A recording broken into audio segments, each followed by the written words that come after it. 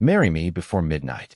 The words left Miss Eleanor Vale's lips so quietly that, for one impossible second, Julian Ashcroft thought he had imagined them. Outside the tall windows of Ravensmere House, thunder rolled across London. Inside, nearly 300 candles burned beneath crystal chandeliers, throwing warm gold over polished floors, silk gowns, champagne glasses, and the most powerful families in England. Music drifted from the ballroom beyond the closed study doors. Laughter followed it. And yet inside the Duke of Ravensmere's private study, the world had gone completely still. Julian stood beside the fireplace, one hand resting against the mantel. Tall, broad-shouldered, dressed entirely in black. A thin scar cut along the right side of his jaw, disappearing beneath the collar of his evening coat. Society had been whispering about Julian Ashcroft for years. Some called him arrogant.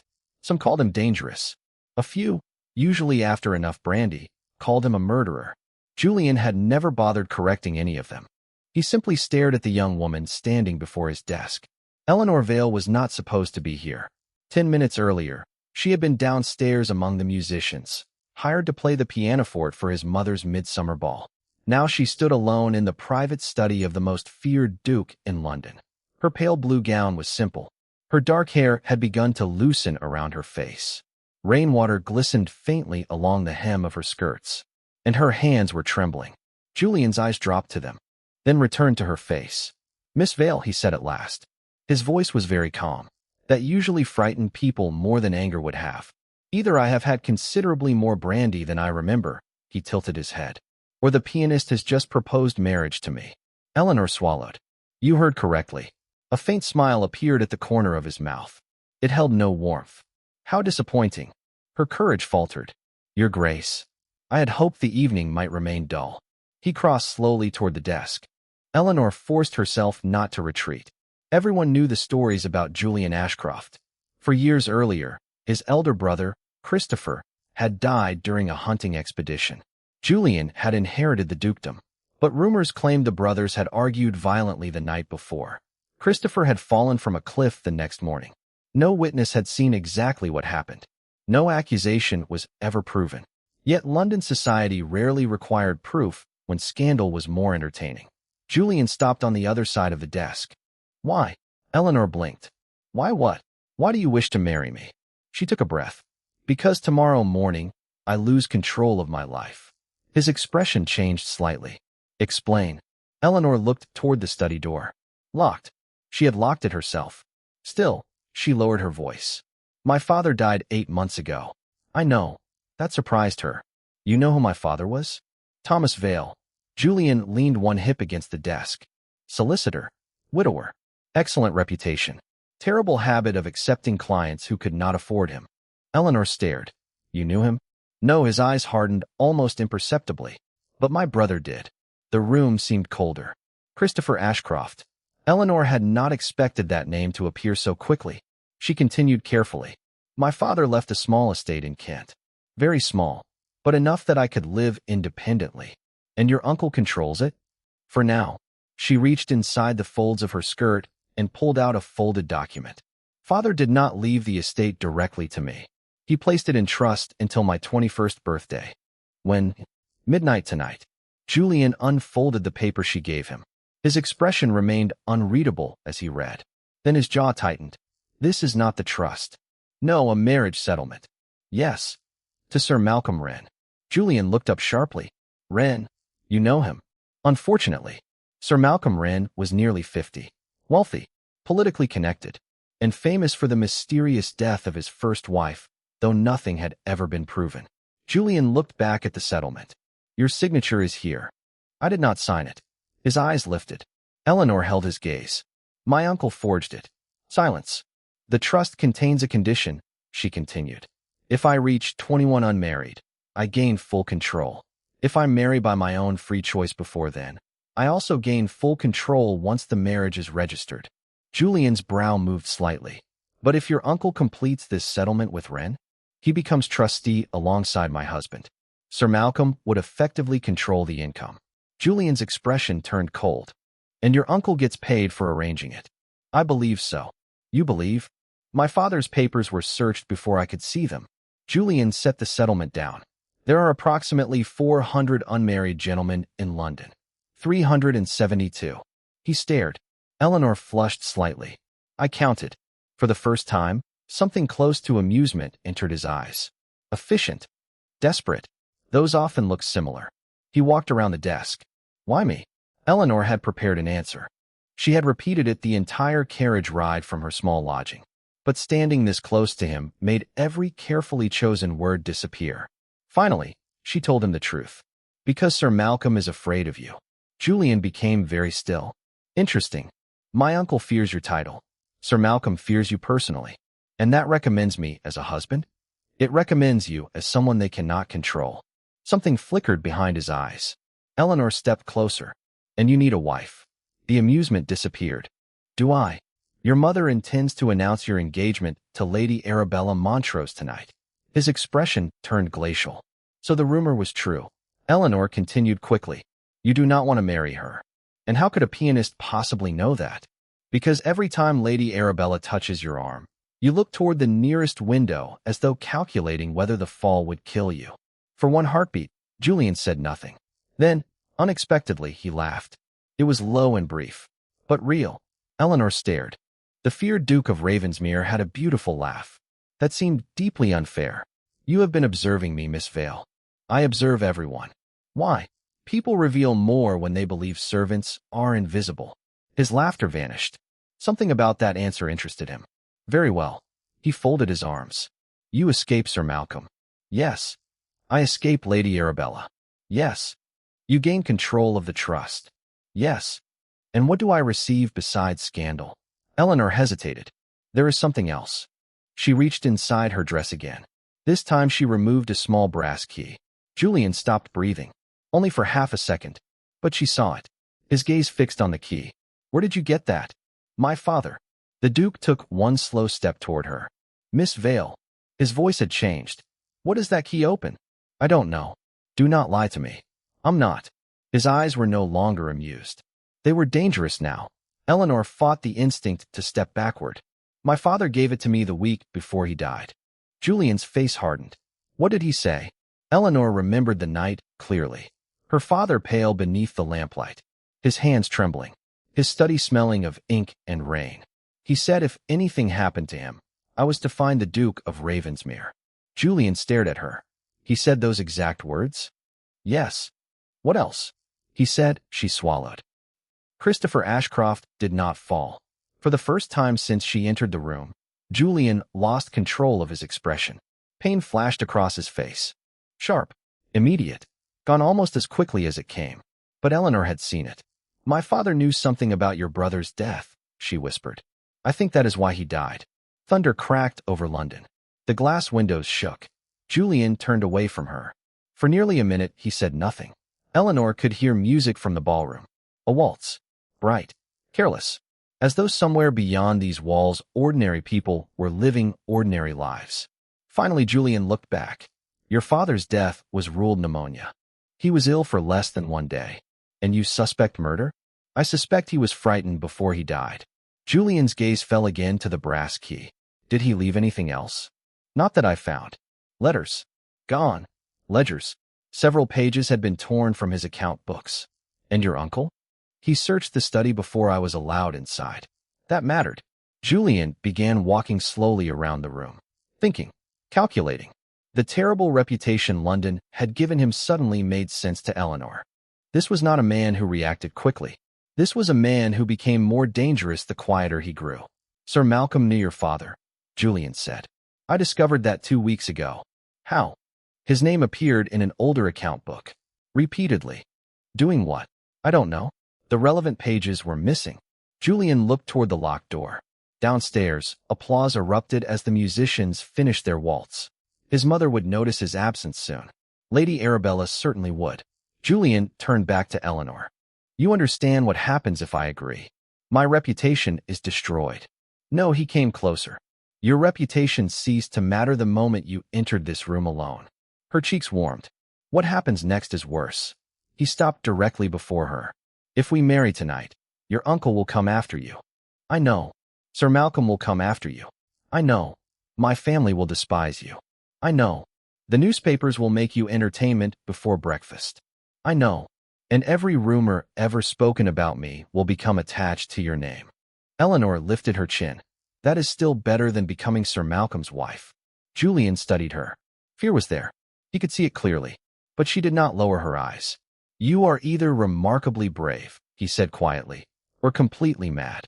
Eleanor managed the faintest smile. I was hoping you might appreciate both. And there it was again.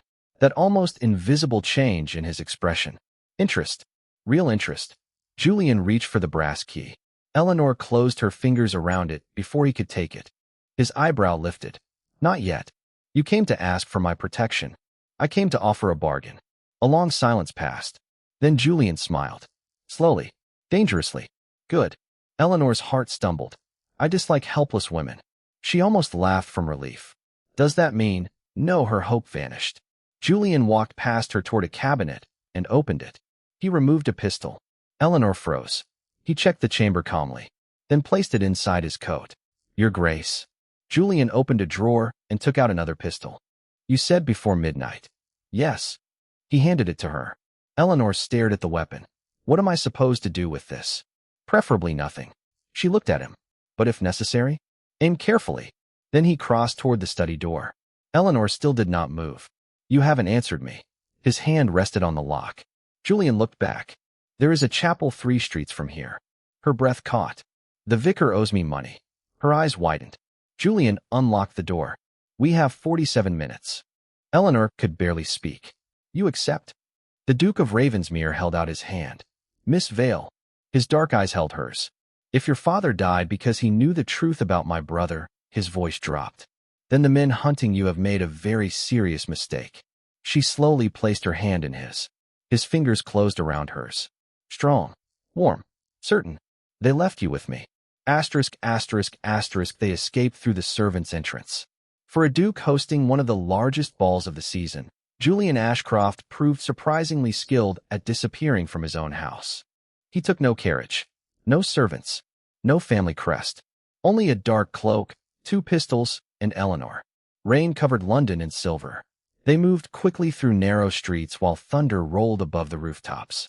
Eleanor struggled to keep pace. You do this often? She asked breathlessly.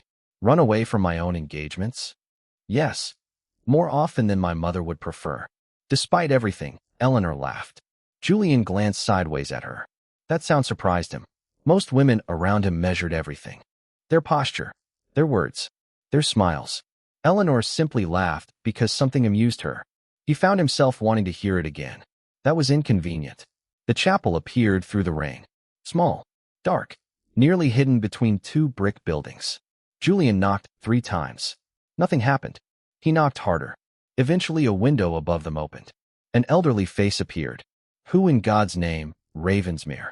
The window closed immediately. 30 seconds later the door opened. Reverend Alden stood wearing a nightshirt beneath an old black coat. He stared at Julian, then at Eleanor, then back at Julian. No, Julian entered. Yes. I said no. You owe me £90. 80. 90. You added interest? I'm a duke. The Reverend looked at Eleanor. My condolences. Thank you, she said. Julian gave her a look. 20 minutes later, beneath a leaking chapel roof while rain hammered the windows, Eleanor Vale became Eleanor Ashcroft, Duchess of Ravensmere. There were no flowers, no family, no choir. The witnesses were the Reverend's sleepy housekeeper and a stable boy who had been bribed with 2 shillings. Julian had no wedding ring, so Reverend Alden removed a plain silver band from his own finger and handed it over. Julian turned toward Eleanor. For the first time that night, she looked frightened enough to run. He lowered his voice. This is your final chance. She searched his face. If you say no, I will still take you somewhere safe. Will my uncle find me? Possibly. Sir Malcolm? Possibly. She took one breath, then held out her hand. Then marry me. Julian slid the ring onto her finger. The gesture should have meant nothing. A contract. A strategy. A necessary move in a larger game. Yet when his fingers touched hers, something tightened unexpectedly in his chest. He ignored it. Julian Ashcroft had spent 34 years becoming very skilled at ignoring things. The ceremony ended at 11:58. At midnight, Eleanor turned 21. And under the terms of Thomas Vale's trust, the estate passed beyond her uncle's control. Julian looked at the chapel clock. Happy birthday. Eleanor stared at him. Then she laughed again. And this time Julian smiled. By 8 the next morning, London knew. By 9, the newspapers knew. By 10, Julian's mother knew. She arrived at Ravensmere House at 11. The Dowager Duchess entered the breakfast room like an invading army. What have you done? Julian continued buttering his toast. Good morning, mother. Do not good morning me. Across the table, Eleanor nearly dropped her tea. Lady Beatrice Ashcroft was elegant, silver-haired, and furious. Her gaze moved to Eleanor. So it is true. Eleanor stood. Your Grace. Do not call me that. Julian sighed. Mother. You married the pianist. She has a name. You abandoned Arabella Montrose in a ballroom containing half of London. I did not abandon her. I never invited her to marry me. Her father announced the engagement. Then perhaps he should marry her. Eleanor coughed into her teacup. Lady Beatrice's eyes snapped toward her. Julian almost smiled. Almost. Then another man entered. Younger than Julian. Golden-haired. Handsome. Thomas Ashcroft, Julian's cousin and heir presumptive, stopped in the doorway. For a second, surprise crossed his face. Then he smiled warmly. So the rumors are true. Julian's expression became unreadable. Thomas. His cousin approached Eleanor. Your Grace. Unlike Lady Beatrice, his bow was genuine. Welcome to the family. Eleanor relaxed slightly. Thank you. Thomas looked at Julian. I must admit, cousin, I did not think you capable of romance. I'm not. Then scandal. That sounds more believable. Lady Beatrice refused breakfast and left after 15 furious minutes. Thomas stayed. He asked Eleanor whether she had slept, whether she needed clothes sent from her lodging, whether she wished him to speak to the newspapers. Then, when Julian was called briefly from the room, Thomas lowered his voice. You should know something. Eleanor looked at him. Sir Malcolm has men watching the house. Her blood ran cold. How do you know? I recognized one near the east gate. Why tell me? Thomas smiled faintly. Because whatever Julian thinks of me, I have no desire to see his wife dragged into a carriage. When Julian returned, Thomas stood. Take care of her. Julian's expression hardened. I intend to. Thomas left. Eleanor watched him go. He helped us.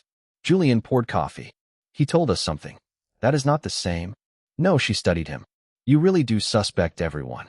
My brother trusted everyone. The words ended the conversation. Later that afternoon, Julian took Eleanor into Christopher's old study. The room had been locked for 4 years. Dust covered the shelves. A hunting coat still hung behind the door. Eleanor stood quietly while Julian opened a cabinet. Inside were stacks of letters, maps, ledgers, old family documents. He placed the brass key on the desk. My brother owned a box, he said. Small. Iron. He carried it everywhere during the final month of his life. Where is it? Missing. Eleanor looked at the key. You think this opened it? Yes. Then my father had the box. Or knew where it was. They searched until sunset. Nothing.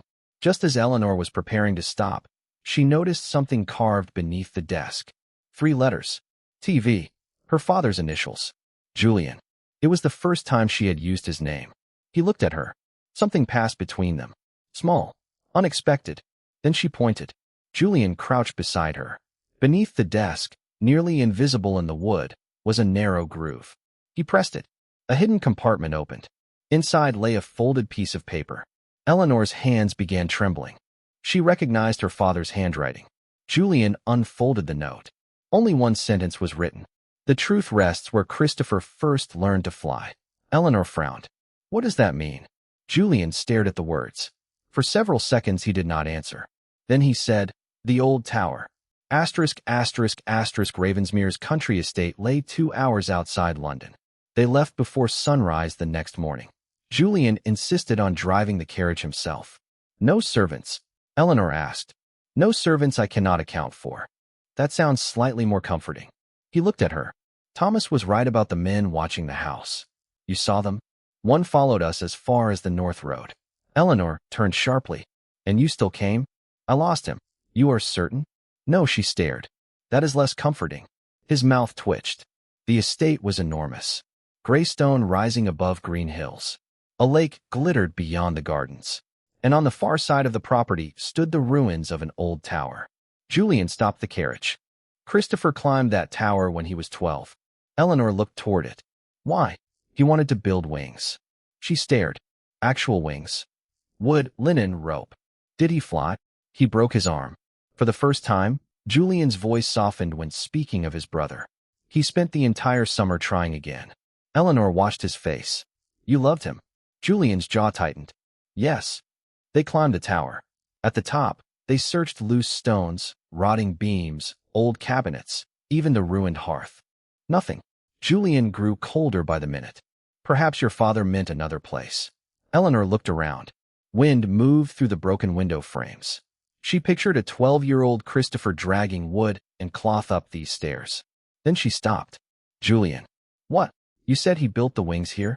No, he tested them here. Julian stared at her. Yes. Then this is where he tried to fly. She looked toward him, not where he first learned. Something changed in Julian's face. The nursery attic. They returned to the manor. The nursery had been closed for years. Above it was a narrow attic Julian had not entered since childhood. Dust lay thick over old trunks and broken furniture. Against one wall stood the remains of a wooden frame. Two long ribs curved outward. Eleanor touched the faded linen still attached to one side. His wings. Julian looked younger for one terrible moment. Not a duke. A brother remembering a boy who had once believed he could fly. Eleanor squeezed his hand. He did not pull away. They searched beneath the old frame. Nothing. Then Eleanor noticed one floorboard was newer than the others. Julian pried it up with a broken iron bracket. Beneath it lay an iron box. The brass key opened it. Inside was a ledger. Letters. And a sealed statement written by Christopher Ashcroft 3 days before his death. Julian read in silence. Eleanor watched the color drain from his face. What is it? He handed her the ledger. Names. Payments. Members of Parliament. Judges. Land purchases. Bribes. And one name repeated more than any other. Sir Malcolm Wren. But another appeared beside it. Thomas Ashcroft. Eleanor looked up. Your cousin. Julian said nothing. The man who had warned her. The man who had offered help. The man who had smiled across the breakfast table. A colder realization followed. He knew he might leave London. Julian's gaze sharpened. He was the only person outside this house who knew I had reason to investigate Sir Malcolm. A sound came from below. Julian's head snapped toward the stairs. Footsteps. More than one person. He extinguished the lantern immediately. Eleanor's heart began pounding. You did not lose the man on the road. No, Julian drew his pistol. Behind me. 3 men entered the attic. The first attacked before reaching the center of the room. Julian fired. The shot exploded through the old house. Dust filled the air. The man fell backward. Another rushed forward. Julian struck him with the pistol, but the third came from the side. Eleanor saw the knife. Julian. She grabbed a broken section of Christopher's wooden wing and swung with everything she had. It struck the attacker's shoulder. He stumbled. Julian turned. One blow sent the man crashing against a trunk. Silence returned. Julian looked at Eleanor. She still held the wooden frame. Her entire body was shaking. He crossed toward her. Are you hurt? No, he checked anyway. Her arms. Her face. Her shoulders. Julian. I'm fine. You're bleeding. A knife had cut through his coat near his ribs. The wound was shallow. But Eleanor's face went pale. Sit down. I said I'm fine. And I said sit. He stared at her. Then, astonishingly, the Duke of Ravensmere sat. Eleanor tore fabric from the lining of her petticoat and pressed it against the wound. Julian watched her. You struck a man with my brother's failed flying machine. He had a knife. I noticed. He was trying to kill you. I also noticed that. She glared at him. Do you find this amusing?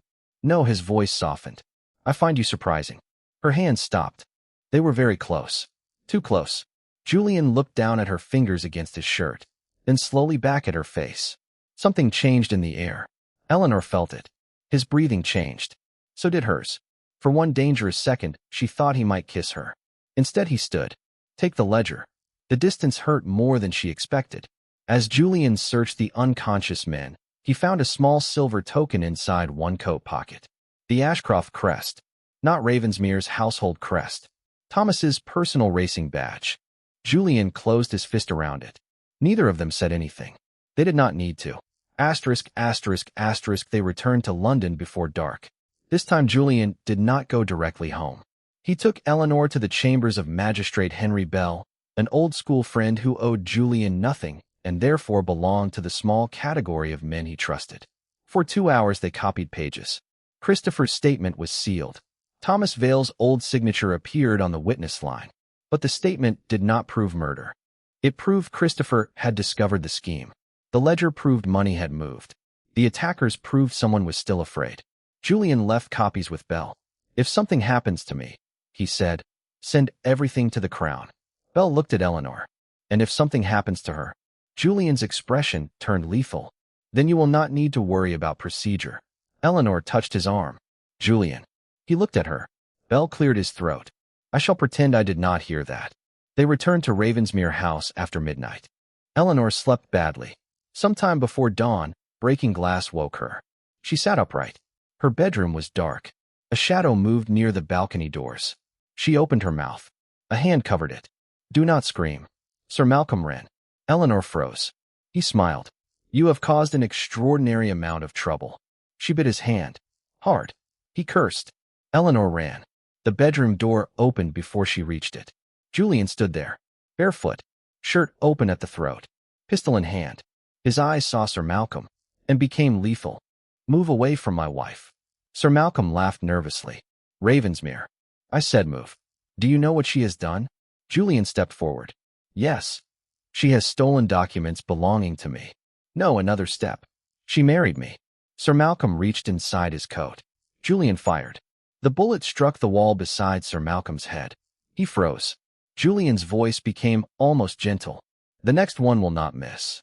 Sir Malcolm glanced toward the balcony. Eleanor suddenly understood how he had entered. The balcony connected to the old East Gallery. A door there had been left unlatched. Someone inside had helped him. Sir Malcolm fled across the balcony and disappeared into the gardens. Julian immediately turned to Eleanor. "Did he hurt you?"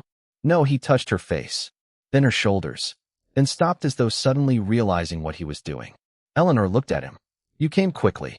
My room is across the corridor." "You heard the glass?" "No." "Then how?" "I wasn't asleep." Neither had she been, before exhaustion finally took her. Eleanor understood. "You were watching my door." Julian looked away. Something warm and painful moved through her chest. "Why?" His expression closed. "Because someone tried to kill us this afternoon. That isn't the only reason." Silence. "Julian." He looked back at her. "Why?" His answer came quietly. "Because when I saw that knife near you in the attic." He stopped. Eleanor waited. Julian's jaw tightened.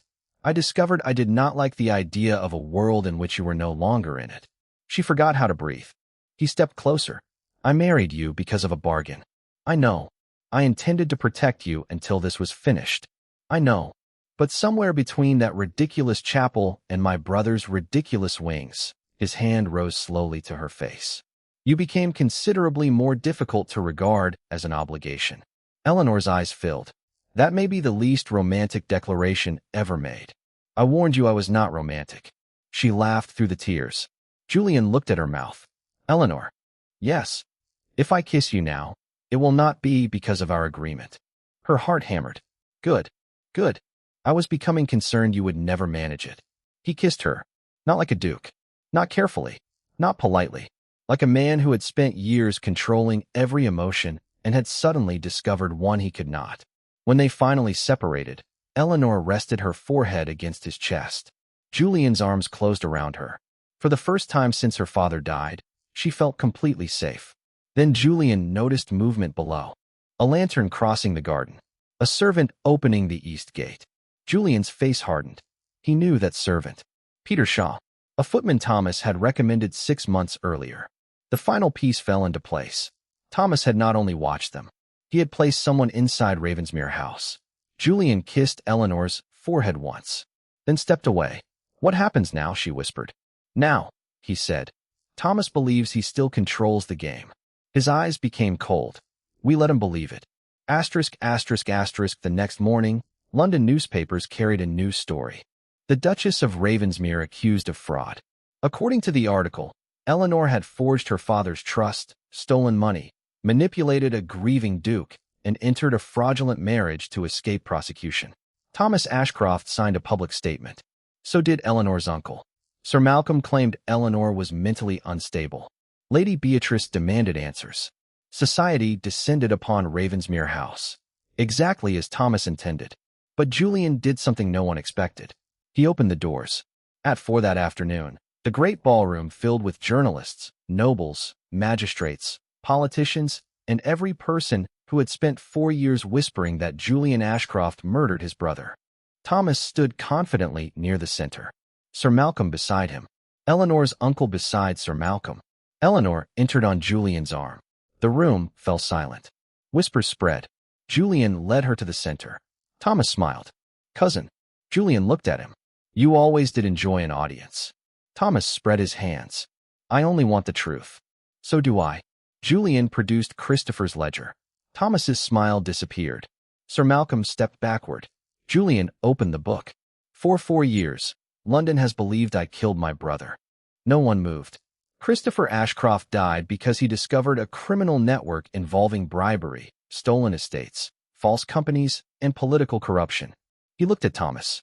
My brother trusted the wrong man. Thomas laughed. A ledger proves nothing. No, Julian said. Which is why copies were delivered this morning to Magistrate Bell and the Crown Prosecutor. A ripple moved through the ballroom. Thomas's expression changed. Only slightly, but enough. Julian continued. And why warrants were issued before any of you entered this house. Every exit opened. Constables appeared. Sir Malcolm turned pale. Thomas's confidence cracked. Eleanor stepped forward. My father witnessed Christopher's statement. She held up the sealed copy. Thomas Vale prepared legal papers Christopher intended to send to the Crown. But the statement alone was not enough. Christopher needed the ledger. She looked around the room. My father hid it because the names inside included men he did not know whether he could trust. One elderly judge lowered his eyes. Years later, Eleanor continued. My father believed he had finally found a way to deliver the evidence safely. She looked at Sir Malcolm. He died first. Sir Malcolm sneered. Your father died of fever. Eleanor stared at him, then deliberately lied. No, he died after arsenic was poured into the wine beside his bed. Sir Malcolm's face twisted. There was no wine beside his bed.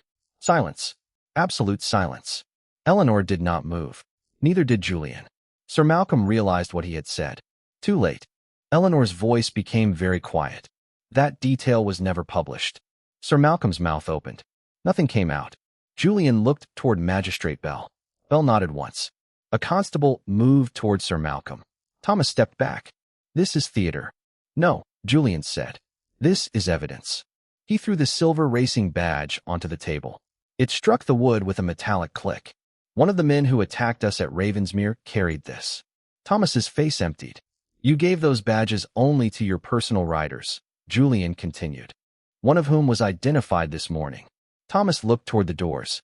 Constables blocked them. For the first time, fear entered his face. You think Christopher was innocent? Thomas shouted. Julian's expression went still. Thomas laughed bitterly. He would have destroyed us. No, Julian stepped closer. He would have exposed you. He was weak. Julian's fists tightened. He trusted you. And that was his weakness. The room went silent again. Thomas had said enough. Bell lifted a hand.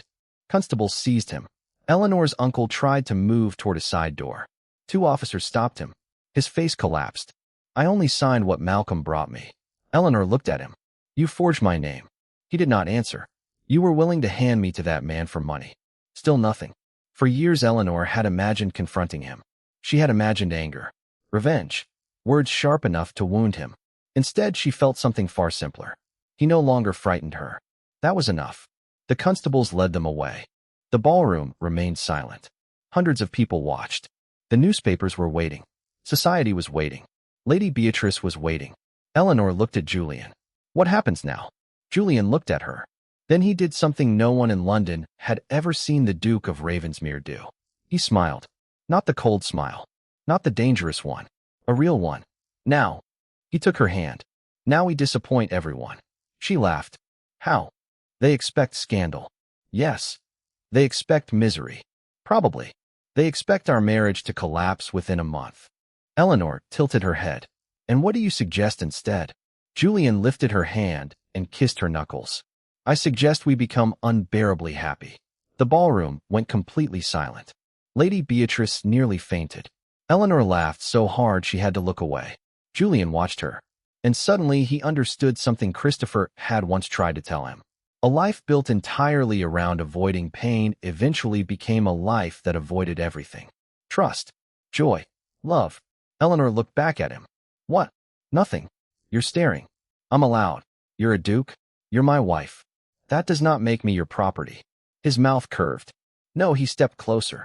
It makes you the most dangerous person I have ever met. Because I struck a man with your brother's wooden wing? Because you walked into my study with nothing but a brass key and enough courage to ruin both our lives. Eleanor smiled. I improved yours considerably. That remains under investigation. She hit his arm. He laughed. And all around them, London stared. Months later, Eleanor stood on the terrace of Ravensmere's country estate watching spring sunlight move across the lake. Behind her, Julian approached quietly. You are supposed to be preparing for dinner. So are you. I am the Duke. That excuse is becoming repetitive. He wrapped his arms around her waist. She leaned back against him. Below them, gardeners were repairing the old nursery wing. Eleanor had insisted. Julian had protested. Eventually she won. She usually did. What will you do with it? He asked. The attic? Yes. A library? He frowned. On the top floor? Yes. There are easier places to build libraries. But Christopher loved it there. Julian became quiet. Eleanor turned in his arms. He should be remembered for something other than how he died. Julian looked toward the house. For a long moment he said nothing. Then he kissed her forehead. Thank you. Eleanor rested her head against his chest.